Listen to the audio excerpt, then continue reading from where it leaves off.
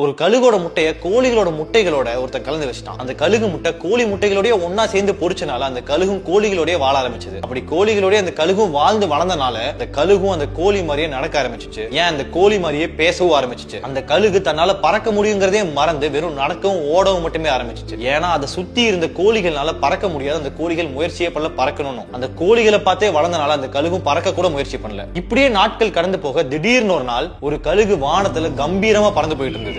அப்படி அந்த கழுகு கம்பீரமா பறந்து போறத அந்த கோழிகள் பார்த்துட்டு அந்த கோழிகள் பேசிக்கிச்சு, நம்மளால அது மாதிரி பறக்கவே முடியாது. ஏன்னா அது வானத்துல படைக்கப்பட்டது, நம்மளா பூமிக்கு படைக்கப்பட்டவங்க. என்னைக்குமே நம்ம தகுதியை தாண்டி நம்ம ஆசைப்படக்கூடாது அப்படின்னு சொல்லி அந்த கோழிகள் பேசிக்கிச்சான். அது அந்த கழுகு ஆமா ஆமான்னு சொல்லி சொல்லிச்சான். வானத்தையே தொலைச்சிட்டு பறக்கிற அளவுக்கு எல்லா தகுதிகளும் இருந்த அந்த கழுகு கடைசி வரைக்கும் ஒரு கோழியாவே வாழ்ந்து இறந்தும் போச்சு. அந்த கழுகு மட்டுமா கோழிகளோட ஒன்னா சேர்ந்து வாழ்ந்துட்டு இருக்கு? நம்மள எத்தனை பேர் கழுகு மாதிரி எல்லா தகுதிகளும் நம்ம கோழிகளோட சுத்திக்கிட்டு இருக்கோம். வானத்தையும் தாண்டி பறக்கிற அளவுக்கு ஒவ்வொருத்தனுக்குள்ளயும் ஒரு திறமை இருக்கு. ஆனாலும் நம்ம சுத்தி இருக்கவங்க கோழிகளா இருக்கனால நம்ம கழுகு அப்படிங்கறதே மறந்துடுறோம்.